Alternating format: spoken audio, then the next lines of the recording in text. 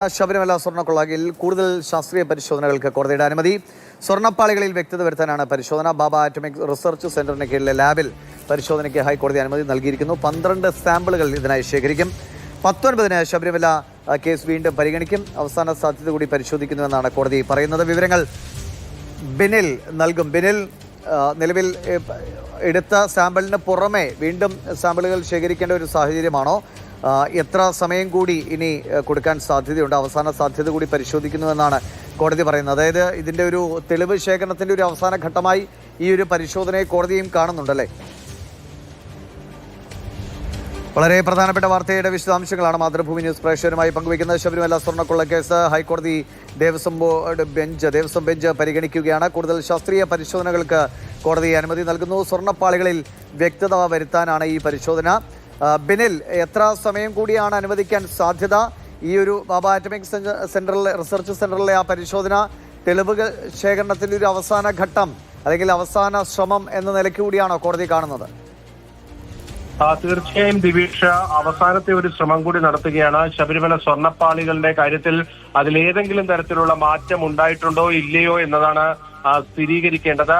ഈ രാജ്യത്ത് അത്തരത്തിൽ ഒരു പരിശോധനയ്ക്കുള്ള സാധ്യത ഇനി അവശേഷിക്കുന്നത് ബാബ ആറ്റോമിക് റിസർച്ച് സെന്ററിന് കീഴിലുള്ള നാഷണൽ ലാബിലാണ്. ആ ലാബിലേക്ക് അയച്ച് അത് പരിശോധിക്കുന്നതിനുള്ള സാധ്യതകളാണ് ഇപ്പോൾ തേടുന്നത്. 12-ാം തീയതി ശബരിമലയിൽ നിന്ന് സാമ്പിളുകൾ ശേഖരിക്കുന്നതിനുള്ള അനുമതി കൂടി ഇപ്പോൾ ഹൈക്കോടതി നൽകിയിരിക്കുന്നു. അതിന്റെ അടിസ്ഥാനത്തിൽ ബാബ ആറ്റോമിക് റിസർച്ച് സെന്ററിന് കീഴിലെ ലാബിൽ ഇതിന്റെ ഒരു പരിശോധനയ്ക്കുള്ള സാധ്യതയാണ് ഹൈക്കോടതി തേടിയിരിക്കുന്നത്. അതോടൊപ്പം തന്നെ ഏറ്റവും പ്രധാനപ്പെട്ട മറ്റൊരു കാര്യം, 2025-ലെ സ്വർണം പൂശലിൽ അതിന്റെ ശാസ്ത്രീയമായ കാര്യങ്ങൾ കൂടി ആ പാളികളുടെ ഒരു പരിശോധനയിലേക്ക് കൂടി കടക്കാൻ കോടതി നിർദ്ദേശിച്ചിട്ടുണ്ട്. അതോടൊപ്പം തന്നെ ഈ കേസിൽ ഉൾപ്പെട്ടിട്ടുള്ള ആളുകളുടെ പരമാവധി മൊബൈൽ കോൾ രേഖകൾ ശേഖരിക്കാനാണ് ഇപ്പോൾ SITക്ക് നിർദ്ദേശം നൽകിയിരിക്കുന്നത്. SIT അത് സംബന്ധിച്ച കാര്യങ്ങൾ കോടതിയുടെ ശ്രദ്ധയിൽപ്പെടുത്തിയിരുന്നു.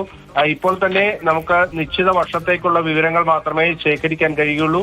അതിനപ്പുറത്തേക്ക് ലഭ്യമാകുന്ന വിവരങ്ങൾ ഉണ്ടെങ്കിൽ അത് ശേഖരിക്കുക എന്നതാണ് ഉദ്ദേശിക്കുന്നത്. അതിന് സർവീസ് പ്രൊവൈഡർമാരെ ബന്ധപ്പെട്ട് അവരിൽ നിന്ന് ആ വിവരങ്ങൾ ശേഖരിക്കുന്നതിനുള്ള ഒരു കോടതി ഉത്തരവ് കൂടി ഇപ്പോൾ SIT സമ്പാദിച്ചിരിക്കുകയാണ്. അത് ഈ കേസിൽ നിർണായകമായിട്ടുള്ള ഒരു കാര്യം കൂടിയാണ്. കാരണം ഈ കേസിലെ പ്രതികളുടെ പഴയ ഫോൺ രേഖകൾ പരമാവധി ശേഖരിക്കുക എന്ന് പറയുമ്പോൾ അതിന്റെ തെളിവുകൾ ഒന്നും വിട്ടുപോകാതെ അത് സംരക്ഷിക്കുക, അല്ലെങ്കിൽ അതിൽ നിന്ന് കൂടുതൽ വിവരങ്ങൾ ശേഖരിക്കുക എന്ന രീതിയിലേക്ക് കോടതി പോകുന്നു. അതോടൊപ്പം തന്നെ ഈ കൈയക്ഷര പരിശോധനയുമായി ബന്ധപ്പെട്ട് അക്കാര്യങ്ങളിലും കോടതിയുടെ ഒരു നിർദ്ദേശം ഇപ്പോൾ SITക്ക് ലഭിച്ചിട്ടുണ്ട്. ഇതിൽ നേരത്തെ തന്നെ ചില കൈയക്ഷരങ്ങൾ പരിശോധിക്കാൻ കോടതിയിൽ അപേക്ഷ നൽകിയിരുന്നു. അതുമായി ബന്ധപ്പെട്ട കാര്യങ്ങളിലും ഇപ്പോൾ ഹൈക്കോടതി അനുമതി നൽകിയിരിക്കുകയാണ്. ഈ കേസിനി പരിഗണിക്കാൻ പോകുന്നത് 12-ാം തീയതിയാണ്. 12-ാം തീയതി ഈ കേസ് 19-ാം തീയതിയാണ് ഈ കേസിനി പരിഗണിക്കാൻ പോകുന്നത്. അപ്പോൾ ബാബ ആറ്റോമിക് റിസർച്ച് സെന്ററിൽ ഇതിന്റെ പരിശോധന സാധ്യമാണോ ഇല്ലയോ തുടങ്ങിയ കാര്യങ്ങളിൽ കൂടി ഒരു വ്യക്തത വരുത്തുക എന്നതാണ് ഇപ്പോൾ ഉദ്ദേശിക്കുന്നത്. അതിനുശേഷമായിരിക്കും ഒരു അന്തിമമായ തീരുമാനത്തിലേക്ക് ഹൈക്കോടതി പോവുക. അവിടെ വെച്ച് അന്വേഷണം അവസാനിപ്പിച്ച് കുറ്റപത്രത്തിലേക്ക് പോകാനുള്ള ഒരു നിർദ്ദേശം കോടതിയിൽ നിന്ന് 19-ാം തീയതി ഉണ്ടായിക്കഴിഞ്ഞാൽ മാർച്ച് മാസത്തോടുകൂടി ശബരിമല സ്വർണ്ണക്കൊള്ളയിലെ കുറ്റപത്രം കോടതിയുടെ മുന്നിലേക്ക് എത്താനുള്ള സാധ്യതയാണ്. അതോടൊപ്പം തന്നെ നമ്മൾ ശ്രദ്ധിക്കേണ്ട 2 കാര്യങ്ങൾ കൂടിയുണ്ട്.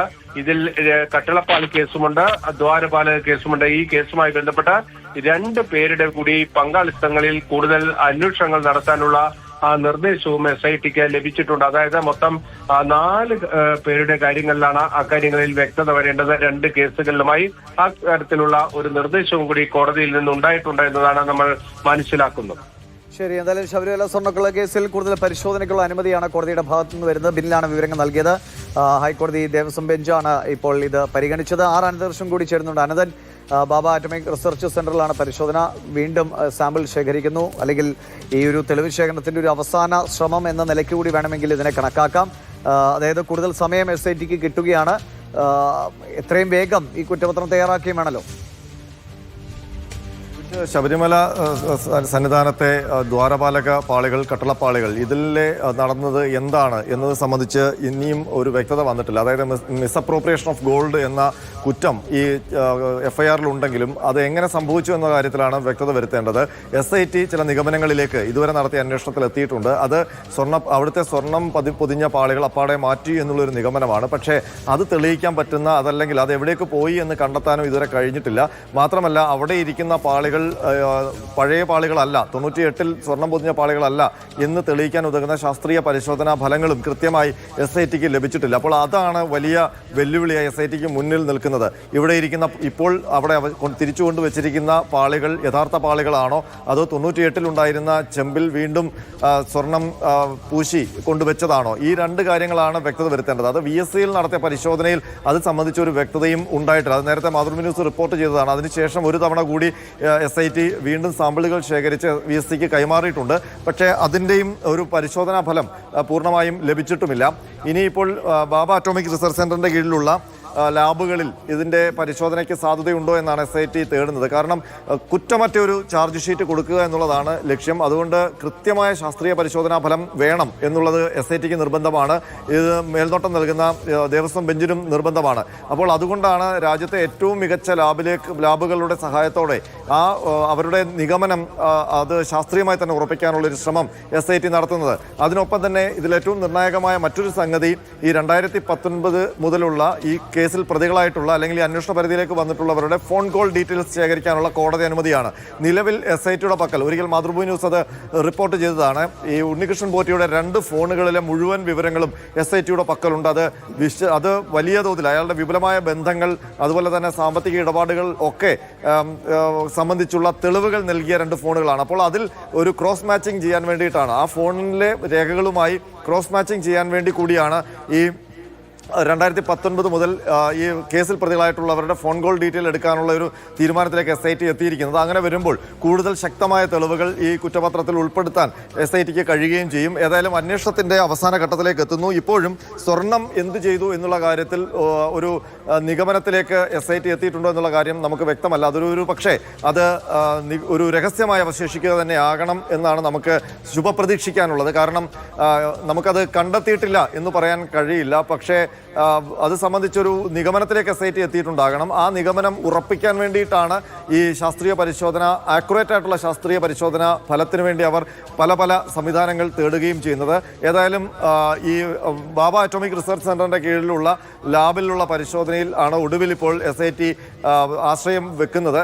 ഏതായാലും വീണ്ടും 19-ാം തീയതി കേസ് പരിഗണിക്കുമ്പോൾ കൂടുതൽ വിശദമായ വിവരങ്ങൾ കോടതിയിൽ നിന്ന് ലഭിക്കുകയും ചെയ്യും. ഒരു പക്ഷേ അന്ന് നിലവിൽ തന്നെ VSSC-യിൽ 2ാമത് പരിശോധനയ്ക്ക് നൽകിയത് തന്നെ ഏകദേശം 60 ദിവസമെങ്കിലും ആ പരിശോധന റിപ്പോർട്ട് ലഭിക്കാൻ എടുക്കുമെന്നാണ് അറിഞ്ഞത്. ഇപ്പോൾ കുറേ ദിവസങ്ങൾ പിന്നിട്ടെങ്കിലും. അപ്പോൾ ഈ ബാബ അറ്റോമിക് റിസർച്ച് സെന്ററിലേക്കുള്ള പരിശോധന അത് കുറച്ച് കൂടുതൽ സമയമെടുക്കുന്നത് ആവാൻ സാധ്യതയുണ്ടോ?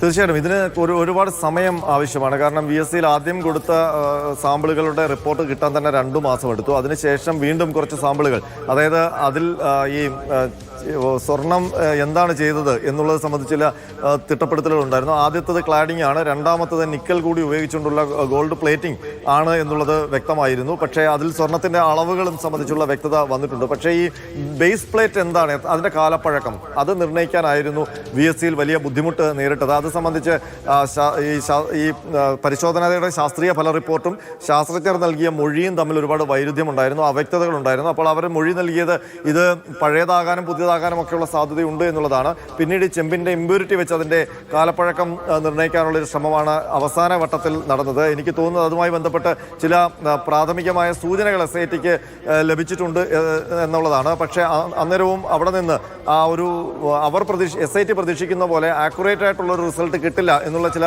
സന്ദേശങ്ങൾ VSC-യിൽ നിന്ന് ഈ കഴിഞ്ഞ ദിവസങ്ങളിൽ ലഭിച്ചു എന്നാണ് നമുക്ക് മനസ്സിലാക്കാൻ കഴിയുന്നത്. അപ്പോൾ അതിൻ്റെ കൂടി അടിസ്ഥാനത്തിലാണ് പുതിയൊരു കുറച്ചും കൂടി ശാസ്ത്രീയമായ പരിശോധനയ്ക്ക് സാധ്യതയുള്ള സ്ഥലത്തേക്ക് പോകാനുള്ളൊരു തീരുമാനത്തിലേക്ക് എത്തിയിരിക്കുന്നത്. അപ്പോൾ ഏതായാലും ബാബ അറ്റോമിക് റിസർച്ച് സെന്ററിൻ്റെ കീഴിലുള്ള ലാബിലാണ് ഇനി SIT പ്രതീക്ഷ വെക്കുന്നത്. അവിടെ നിന്ന് ഒരു പക്ഷേ ഇതൊരു കുറ്റപത്രത്തിൻ്റെ അത്രയും ഒരു ബലം കിട്ടാൻ വേണ്ടി കൂടിയാകും ഇത്ര ആക്യുറേറ്റ് ആയിട്ടുള്ളൊരു ശാസ്ത്രീയ പരിശോധന വേണം എന്നുള്ളൊരു നിലപാടിലേക്ക് SIT പോകുന്നത്. ഏതായാലും ആ റിസൾട്ട് കിട്ടിക്കഴിഞ്ഞാൽ ഈ സ്വർണ്ണപ്പാളിക്ക് എന്ത് സംഭവിച്ചു എന്നുള്ളത് സംബന്ധിച്ച് കൃത്യമായൊരു തെളിവായി മാറുമെന്നുള്ള കാര്യത്തിൽ തർക്കമില്ല. ശരി, ഞാൻ ബിന്നിലേക്ക് ഒരിക്കൽ കൂടി. ബിന്നിൽ, കോടതിയുടെ തീരുമാനത്തിന്റെ കൂടുതൽ വിശദാംശങ്ങൾ ലഭ്യമാണോ? എത്ര സമയം അനുവദിക്കുക തുടങ്ങിയ കാര്യങ്ങളിൽ എന്തെങ്കിലും ഒരു ഡെഡ് ലൈൻ ഉണ്ടോ?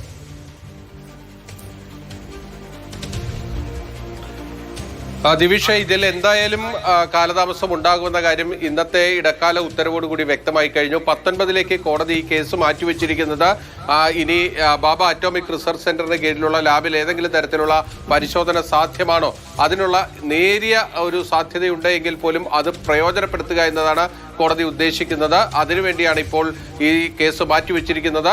അങ്ങനെ ഒരു ഇത് പരിശോധന സാധ്യമാണ് എങ്കിൽ പിന്നീട് ആ റിപ്പോർട്ട് വരുന്നതുവരെ ഇതിന് കാത്തിരിക്കേണ്ടി വരും. അല്ലാത്ത പക്ഷം VSSCയുടെ റിപ്പോർട്ടിന്റെ അടിസ്ഥാനത്തിൽ ഇതിന്റെ കുറ്റപത്രത്തിലേക്ക് പോകാനുള്ള സാധ്യതയാണുള്ളത്. അത് 19-ാം തീയതി ഹൈക്കോടതി തീരുമാനിക്കുകയും ചെയ്യും.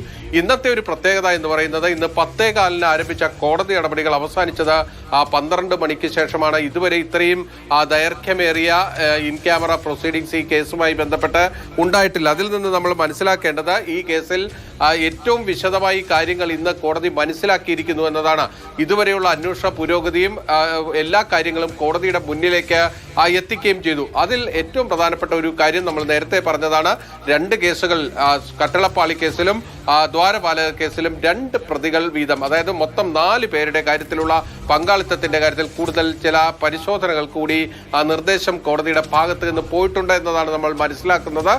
നേരത്തെ കോടതി ഒരു ഘട്ടത്തിൽ ഈ 2 കേസുകളിലുമായി ഒരു 5 പേരുടെ പങ്കാളിത്തം സംബന്ധിച്ച് ചില വ്യക്തതകൾ വരുത്താൻ നിർദ്ദേശം നൽകിയിരുന്നു. 2025 സ്വർണം പൂശിയതുമായി ബന്ധപ്പെട്ട ചില പരിശോധനകൾക്കും നിർദ്ദേശമുണ്ട് എന്നതാണ് നമ്മൾ മനസ്സിലാക്കുന്നത്. അങ്ങനെയെങ്കിൽ ഈ കാര്യങ്ങൾ കുറച്ചുകൂടി സമയമെടുക്കാനുള്ള സാധ്യത തന്നെയാണ് നിലനിൽക്കുന്നത്. എന്തായാലും ബാബ അറ്റോമിക് റിസർച്ച് സെന്ററിന് കീഴിലുള്ള ലാബിൽ ഇതിന്റെ പരിശോധന സാധ്യമാണോ ഇല്ലയോ എന്നതിൽ ഇനി വ്യക്തത വരേണ്ടതുണ്ട്. കാരണം ഇന്ത്യയിൽ അത്തരത്തിലൊരു പരിശോധന നടത്താൻ സാധ്യതയുള്ള ഏക ലാബ് ആണ് ബാബ അറ്റോമിക് റിസർച്ച് സെന്ററിന് കീഴിലുള്ള ലാബ് എന്നാണ് കോടതി ഇന്ന് പറഞ്ഞു വെച്ചിരിക്കുന്നത്. VSSC റിപ്പോർട്ടിൽ ചില വ്യക്തതകൾ ഉള്ളതുകൊണ്ട് അത് പരിഹരിക്കുക, അന്തിമമായ തീർപ്പ് ഏതെങ്കിലും ഒരു അവസരമുണ്ടായെങ്കിൽ അതുകൂടി പ്രയോജനപ്പെടുത്തുക എന്നതാണ് കോടതി ഇന്ന് പറഞ്ഞു വെച്ചിരിക്കുന്നത്. അതിനുശേഷം എന്തായാലും 19-ാം തീയതി ആയിരിക്കും ഈ കേസിലെ അന്തിമ കുറ്റപത്രത്തിലേക്ക് എപ്പോൾ പോകാൻ കഴിയും എന്നത് നമുക്ക് വ്യക്തമാകുകയുള്ളൂ. പിന്നിൽ ഈ കൊടിമര പ്രതിഷ്ഠയുമായി ബന്ധപ്പെട്ട എന്തെങ്കിലും കാര്യങ്ങൾ പറയുകയുണ്ടായോ? അതിലെന്തെങ്കിലും പ്രത്യേക അന്വേഷണത്തിന് കോടതി നിർദ്ദേശം?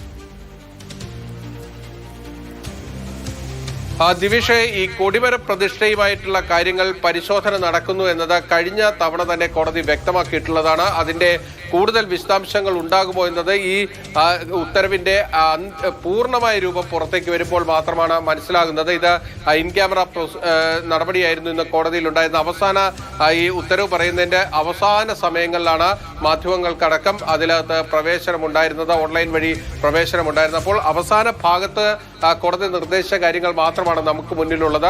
ഈ കൊടിമര പ്രതിഷ്ഠയുമായിട്ടുള്ള കാര്യങ്ങൾ നേരത്തെ തന്നെ പരിശോധിക്കുന്നുണ്ട് എന്നത് SIT അറിയിച്ചിട്ടുള്ള കാര്യമാണ്.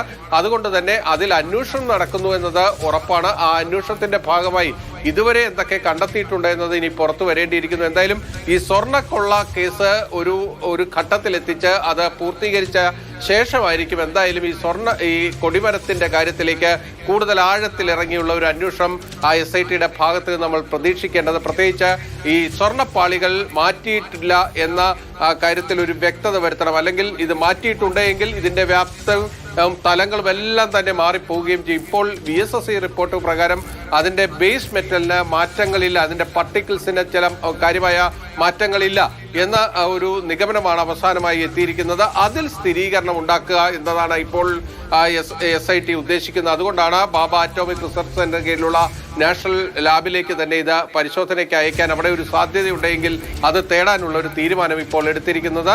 എന്തായാലും ഈ കാര്യങ്ങളിലൊക്കെ ഒരു വ്യക്തത വരുത്തിയ ശേഷമായിരിക്കും സ്വർണ്ണ കൊടിമരത്തിലേക്ക് അന്വേഷണം ആഴത്തിലുള്ളത് നടക്കുക എന്നതാണ് നമ്മൾ മനസ്സിലാക്കുന്നത്. മില്ലാണ് വിവരങ്ങൾ നൽകിക്കൊണ്ടിരിക്കുന്നത്. ശബരിമല സ്വർണ്ണക്കൊള്ള കേസിൽ കൂടുതൽ ശാസ്ത്രീയ പരിശോധനകൾക്ക് കോടതിയുടെ അനുമതി ലഭിച്ചിരിക്കുകയാണ്. ഹൈക്കോടതി ദേവസ്വം ബെഞ്ച് അതിനുള്ള അനുമതി SITക്ക് നൽകിയിരിക്കുന്നു. സ്വർണ്ണപ്പാളികളിൽ വ്യക്തത വരുത്താൻ വേണ്ടിയാണ് ഈ പരിശോധന നടത്തുക. നിലവിലെ തീരുമാനപ്രകാരം ബാബ ആറ്റമിക് റിസർച്ച് സെന്ററിന് കീഴിലെ ലാബിൽ ഇതിൻ്റെ പരിശോധനയ്ക്കുള്ള അനുമതിയാണ് ഹൈക്കോടതി നൽകിയത്. അതിനായി ഈ മാസം 12-ന് അതായത് വ്യാഴാഴ്ച സാമ്പിളുകൾ ശേഖരിക്കാനും തീരുമാനിച്ചിട്ടുണ്ട്. 19-ന് ശബരിമല കേസ് വീണ്ടും പരിഗണിക്കും. അതായത് ഈ പാളികൾ മാറ്റിയിട്ടുണ്ടോ, 98-ൽ സ്ഥാപിച്ച ആ പാളി തന്നെയാണോ, ചെമ്പുപാളികൾ തന്നെയാണോ, അതിൽ പിന്നീട് സ്വർണം പൂശുകയാണോ ഉണ്ടായത് എന്ന കാര്യങ്ങളിൽ വ്യക്തത വരുത്താൻ വേണ്ടിയിട്ടാണ് ഇപ്പോൾ ഈ തീരുമാനം കോടതി അറിയിക്കുന്നത്.